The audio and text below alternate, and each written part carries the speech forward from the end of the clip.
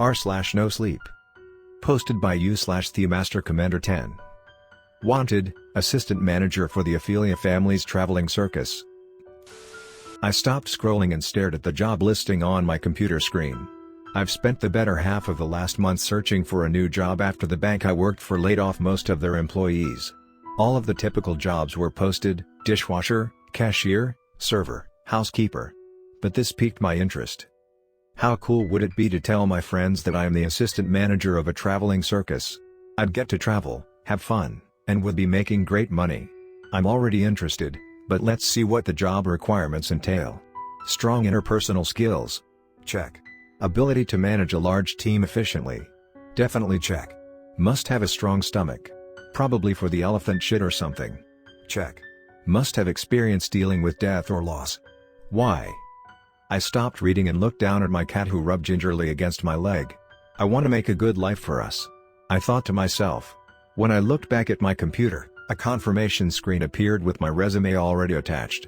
I must have hit apply accidentally. Well, let's go for it. I hit confirm and immediately received an email that my application was successfully submitted. Within the hour my phone buzzed from an unknown caller. I answered the call, and an automated message came across the line: "Thank you for choosing to be a part of the Ophelia family's traveling circus. Please take down the following address, and arrive promptly at noon on 26th of February, 2020.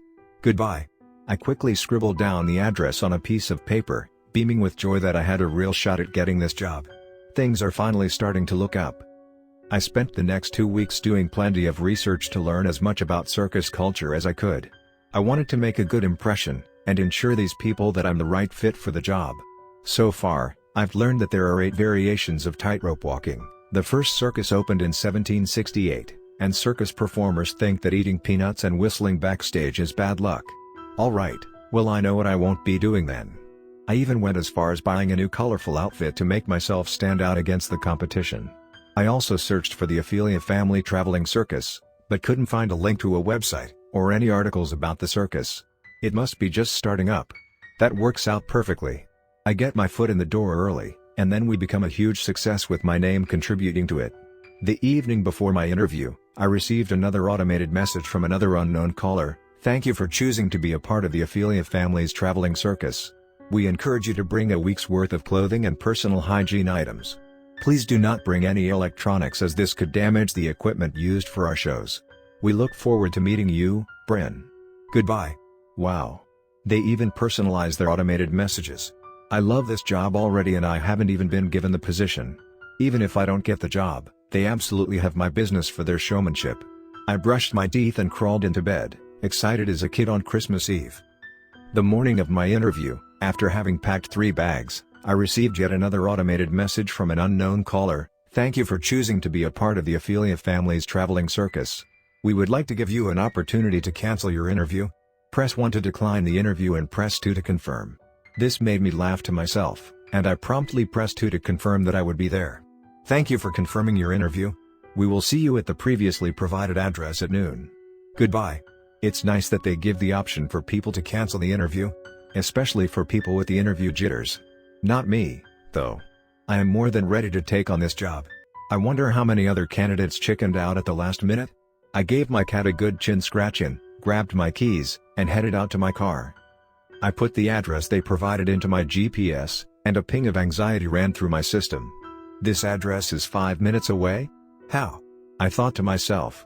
I racked my brain to try to think of any place around my home that could potentially be the headquarters of a traveling circus. The only place in the area that could possibly be used would be the preschool that closed after a wiring issue caused the back part of the building to burn down. But I doubt a business as cool as this one would use a burned-up building. After 2 right turns, a left, and another right, I slowly pulled into the parking lot of, what did you guess? That's right. The burnt-down preschool. I should be a psychic. Maybe that could be my act. Not only do I assistant manage the circus, but I'm also one of the acts. I'm multi-talented. I should have put that on my resume. As I turned off my car, my phone buzzed and unknown caller appeared once more on my screen. "Thank you for choosing to be a part of the Ophelia family's traveling circus. We would like to give you an opportunity to cancel your interview. Press 1 to decline the interview and press 2 to confirm." This again? They must really want to make sure I'm interested in the job. I pressed 2, And the automated system continued, "Your interview has been confirmed. As a reminder, please turn off all electronic devices and leave them outside of the building. We ask that once you enter the building, please follow the north hallway until you reach the room labeled Moore's Locus. We look forward to making you a part of the Ophelia family's traveling circus. Goodbye." My interview is going to be in a bug-themed room? As long as there aren't any spiders on the walls, I'll be good. I put my phone on vibrate, shoved it into my pocket, and made my way to the entrance of the building. The doors had black paint covering them, making it impossible to see inside beforehand. I took a deep breath, put on my best smile, pulled the doors open and made my way into the building. I was immediately met with a wall that held a massive picture of an expressionless clown.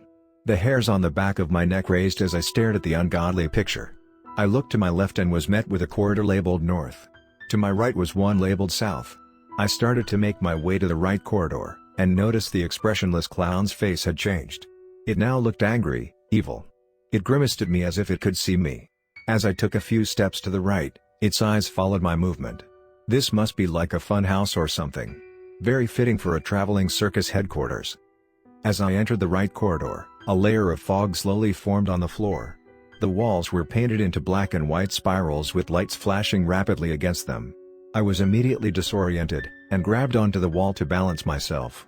Off-key circus music began to blare through the hallway as I slowly made my way towards the locust room. A disheveled-looking clown on a unicycle blared a foghorn into my ear as it blew past me, made an abrupt left turn into the wall and disappeared. This place is amazing. It's such an immersive experience.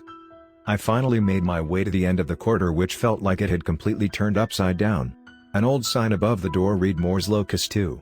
Must be Latin for bugs. I knocked twice on the old burnt door and waited. Slowly, it opened and I was met with pure darkness. I pushed the door completely open and waited for a moment. After a few minutes of waiting, I decided to enter the dark room. It must just be a part of their interview process to get the full effect of what I'll be working with. The doors abruptly shut behind me and I stood in the pitch black and silent room. I called out to see if anyone would answer. The room echoed as if it were much larger than it appeared. Suddenly, a spotlight appeared over what looked like another clown standing on a pedestal towards the far left side of the room. Strings ran from the back of the clown up to the ceiling like a marionette, but its stance made it look almost robotic. Another spotlight appeared over a second clown a few paces down from the first. Then another. Then another. Both sides of the room were lined with disheveled-looking clowns of various shapes and sizes. All with strings connected from their backs to the ceiling. I was amazed at how lifelike each of them looked. I made my way to the left, to get a better look at the one closest to me. This is such a fun experience. I stood before the first one dressed in 1940s clown attire. Each looked to be from a different decade. I notice a liquid dripping off of the clown's overly exaggerated in size Oxford shoes. Must be some kind of oil that lets them move swiftly. A strong copper smell permeated the air as I inched closer to the clown, taking in the incredible detail of the clothing and face. Suddenly, my heart sank into my stomach. I know this clown. I know this person. My boyfriend stood lifeless before me, suspended from the ceiling on wires that ripped through his spine. Panic began to set in. I started to walk backwards towards the opposite wall and slammed into another clown. I spun around and was faced with my best friend. My beautiful lifeless best friend dressed in oversized 1970s clown attire. Suspended from the ceiling. My head began to spin. I knew everyone in the room. Her spotlight suddenly disappeared, and one by one the others did as well. Fueled by anxiety and fear, I began to feel my way around the room to find the door I came in through. I finally hit the doorknob, and pulled as hard as I could, but the door wouldn't budge. I'm trapped. Whispers began to fill the void behind me of indistinguishable words that raided my mind to the point that I wanted to scream. I felt my phone begin to vibrate in my pocket. Yes. I have my phone. I totally forgot it was in my pocket. I can call for help. I quickly pulled my phone out of my pocket, feeling relieved for the first time since I entered the building. But that quickly diminished as unknown caller flashed onto my screen. As I declined the call, too afraid to answer, the whispers suddenly stopped. It was as if they were fueled by the vibrations of my phone, and declining the call turned them off. Wait, didn't that automated message say something about phones? What the hell was it? My phone began to vibrate in my hand and the whispers came crashing down on me, filling every inch of the room with terrifying chatter. Shoes began to shuffle behind me in rapid movements, making it difficult to determine who or what was moving. Unknown caller flashed again, and this time I decided to answer. I opened my eyes in time to catch the message light up on my phone that I had a missed call. I stretched and sat up in my chair. Did I fall asleep? Was this all a dream?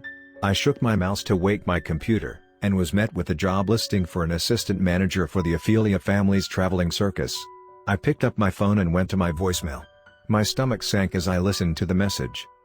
Thank you for choosing to be a part of the Ophelia family's traveling circus. We thank you for not using electronic devices during our show.